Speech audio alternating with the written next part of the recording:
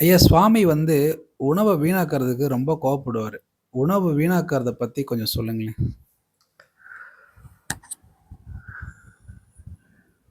சுவாமி உணவுக்கு கொடுக்குற ஒரு மரியாதை இருக்கே அப்பா, அப்படி ஒரு மரியாதை கொடுப்பாரு.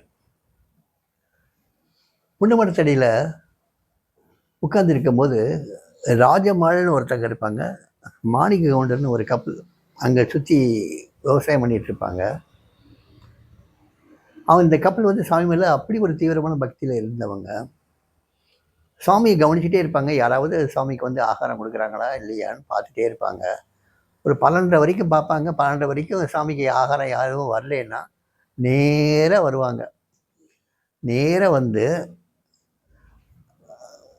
சாமிகிட்ட, சாமி அவங்க சாப்பாடுக்காக தூக்கிட்டியில் வந்து கொஞ்சம் நிறையா சாதம் எடுத்துகிட்டு வருவாங்க, சாமிக்கு சேர்த்து எடுத்துகிட்டு வருவாங்க. சாமின்னா சாமி கூட இருக்க 3 பேர் இருக்காங்க, மொத்தம் 4 பேர். இது போக டிவோட்டிஸ் இருந்தாங்கன்னா எங்களை மாதிரி ஆளுங்க கொஞ்சம்.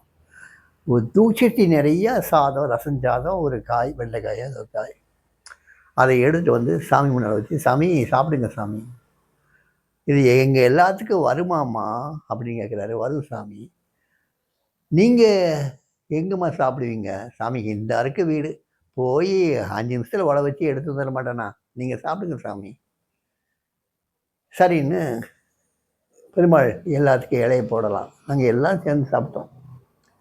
அந்த அம்மா உடனே வீட்டுக்கிட்டன்னு போய் மறுபடியும் சமையல் பண்ணி கிட்டத்தட்ட ஒரு 1 ஹவரில் மறுபடியும் வந்துட்டு அவங்க 2 பேரும் சாப்பிட்டாங்க, எங்களுக்கு பரிமாறிட்டே சாப்பிட்டாங்க. அந்த அம்மாவை சாமி கையெடுத்து கும்பிடுவார், அன்னலட்சுமிம்பார் ராஜமாவில். அந்த மாணிக்க கவுண்டரையும் கையெடுத்து கும்பிடுவார், 2 பேரையும் கையெடுத்து கும்பிடுவார். அதுக்கு நன்றி கடன் நினச்சி வருது தெரியுமா? அவங்க பிள்ளைங்க 2 பிள்ளைங்களுக்கு முருகேசன் சொல்லி தமிழ்நாடு மெர்கடைல் பேங்க்கில் ஒருத்தருக்கு வேலை வாங்கி கொடுத்தார். அவருடைய தூத்துக்குடி ஸ்பின்னிங் மில்லில் வந்து ஒருத்தருக்கு வேலை வாங்கி கொடுத்தார். சுவாமி சொல்லி வேலை கிடைச்சது அவங்களுக்கு. அவங்க அதே கம்பெனியில் ஒர்க் பண்ணி அவங்க ரிட்டையர் ஆகி இங்கே இருக்காங்க, நல்லா இருக்காங்க, நல்லா வசதியாக இருக்காங்க. அதே போல்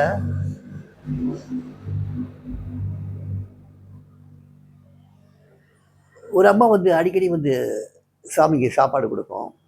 ஒரு நாள் தயிர் சாதம் எடுத்து வந்தது, நானும் சாமி மட்டும் இருக்கோம். சாமி கேட்குறாரு, இங்கே 2 பேருக்கு சரியாக வருவாம்மா அப்படின்னு கேட்டதுக்கு, இல்லை சாமி நான் உங்களுக்கு மட்டும்தான் எடுத்து வந்தேன் சாமின்னு சொல்லும்போது, சரி இருக்கிறத 2 பேருக்கும் பகிர்ந்து கொடுங்கம்மா, ஷேர் பண்ணிக்கிறோம் நாங்கள் அப்படின்னு சொல்லிட்டு 2 இலையை போட சொல்லி 2 இலையிலும் பகிர்ந்து எடுத்து வச்சார். சாப்பிட்டோம்.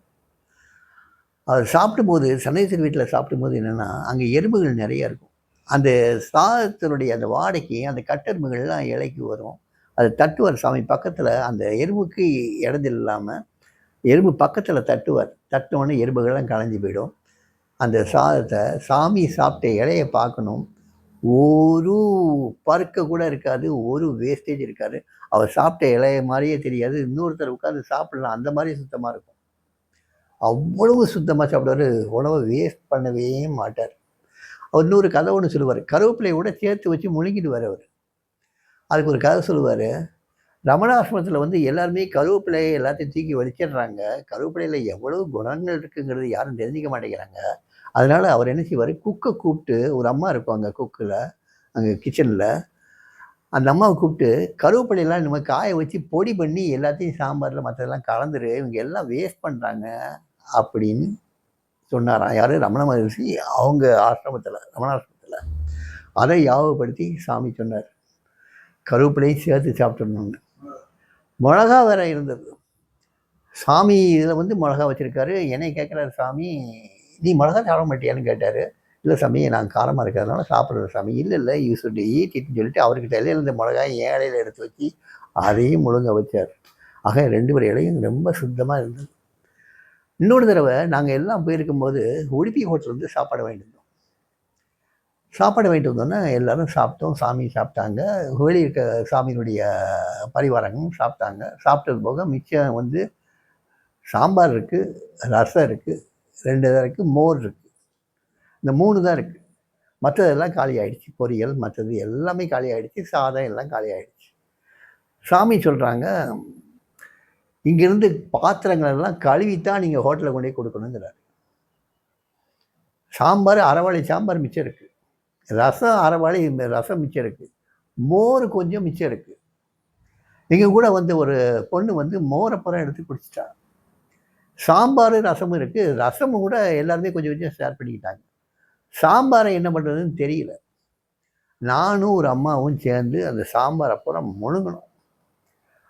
அப்படியே முழுங்கணும். அது முருங்கைக்காயெல்லாம் போட்டிருந்தா, நல்லா மொரட்டுக்காயாக போட்டிருந்தா, அதையும் சேர்த்து முழுங்கணும். முழுங்கி எல்லாத்தையும் கழுவி எடுத்து கொண்டு போய் அதெல்லாம் கழுவுனதெல்லாம் சாமி வந்து பார்த்தார்.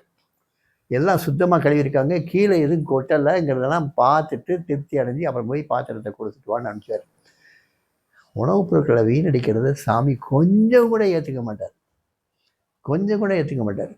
இங்கே ஆசிரமத்தில் முதல்ல ஃபங்க்ஷன் நடக்கும்போது சாமி வந்து பார்த்துட்டே வருவார். முதல்ல எல்லாருக்கும் லட்டு அவர் தான் வச்சார். ஆசிரமத்தில் முதல்ல ரிஜிஸ்ட்ரேஷன் ஆன சமயத்தில் அந்த இதில் லட்டு ஒவ்வொன்றா எடுத்து வச்சுட்டு வந்தார்.